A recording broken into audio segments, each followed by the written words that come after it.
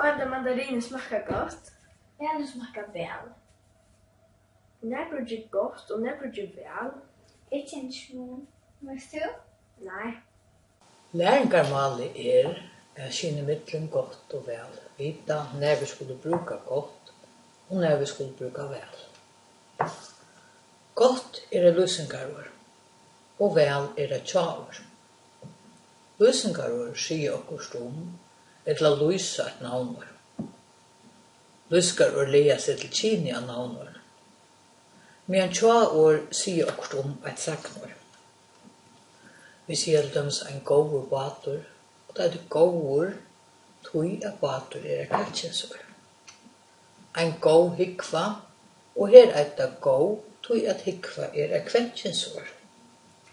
Og så et gott brei, og her er det gott, tui at brei kvenkinsord, og tui er det gott brei.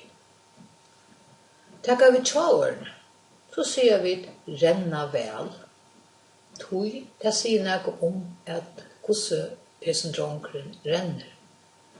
Han renner vel. Det er saknord, og tui skal det være vel. Sova vel. Her knyter vel seg at jeg sova, og tui er det vel. Når brukar vi så godt og vel, og hvordan brukar vi godt og vel? Vi kan si at et godt brei smakar vel. Gott og brei hører saman, og tog skal det være et løysingarord som løyser breie. Og smakkar jo saknord, og tog skal det være smakkar vel. Gjør vi setningen en løysingarøvelse, så kan vi si mer damar vel gott brei. Og her er det tog at vel knytter seg at damar, og om damar, eller at dama som saknord, og gott brei knytter seg at navnorden, og tog skal det være gott brei. Men vi skulle lære månen mellom gott og vel. Ja, hvor er månen? Så får jeg vite når vi skulle bruka gott og vel. Først skulle si at gott og vel stipendast. Og vi til at gott et eller gåvor, et løysingarord, så bendes det vi kino. Og ta bendes etter kalkinsord, gåvor, bedre bestor, gå, bedre, besta. Det er kvarskinsord, godt, bedre, best. Men tja året bendes vel, betur, best. Det er ikke mest til at det er bedre, det miste det er gåvor, og betur, det er etter tja år. Og det er ofte her vi i vest. Hva er så rett av hesen på? Til jeg godt, ta du syngur, eller til jeg vel, ta du syngur. Nu så ikke vet vi tåse eller løse året jobber, saknor. Til å si det skal være til jeg vel, ta du syngur.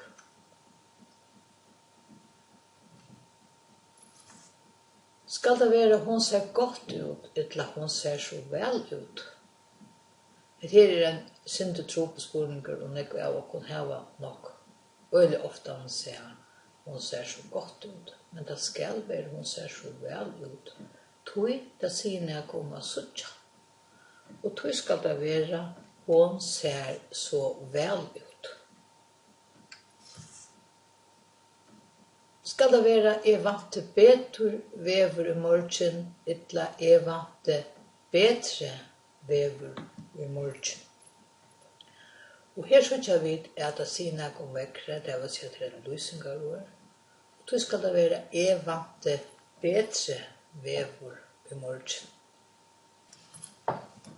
Skal det være sureple smakker bedre enn appelsin, eller sureple smakker bedre enn appelsin. Vi vet at et sureple smakker vel, så det sier noe saknor jeg smakker. Og tog skal det være sureple smakker betur enn appelsin.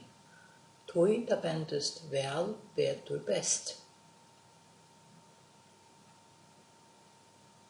Ein god regla er godt og ringt og vel og ytla høyra sammen.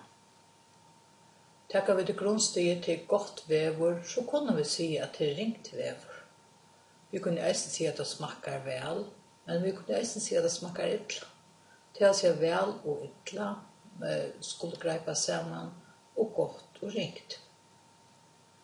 Vi minst sier vi til betre vever, eller til verre vever. Det smakkar betur, det smakkar verre. Her det kanskje synte verre i kynne og at det verre i baven for.